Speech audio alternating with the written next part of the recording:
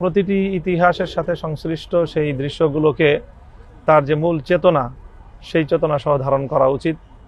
আমরা সেই ফ্যাসিবাদ বিরোধী সময় একটা গুরুত্বপূর্ণ আন্দোলন এবং সংগ্রামের মধ্যে ছিলাম, সেটা হলো ভাস্কর্য বিরোধী আন্দোলন। আমাদের স্পষ্ট বক্তব্য ছিল যে রাষ্ট্রীয় স্থাপনাগুলোতে কোনোভাবেই একটি মুসলিম সংস্কৃতির বিরুদ্ধে এইভাবে মানুষের ভাস্কর্য মূর্তি তৈরি করাটা ইসলাম ধর্মের এবং মুসলিম জাতির যে ঐতিহ্য, তাদের যে সংস্কৃতি, সেটার সাথে মানানসই না। সেই জায়গাটা থেকে শাপলার যে শহীদ, আমরা তাদের মুখাবয়বকে বাদ দিয়ে অবশিষ্ট যেই দৃশ্যগুলো, সেগুলোকে চিত্রিত করার জন্য পরামর্শ দিব। সেখানে খুব বেশি পরিবর্তনের প্রয়োজন হবে না। ইসলামে প্রাণীর যে মুখাবয়ব, সেটাকেই মূলত নিষিদ্ধ করা হয়েছে।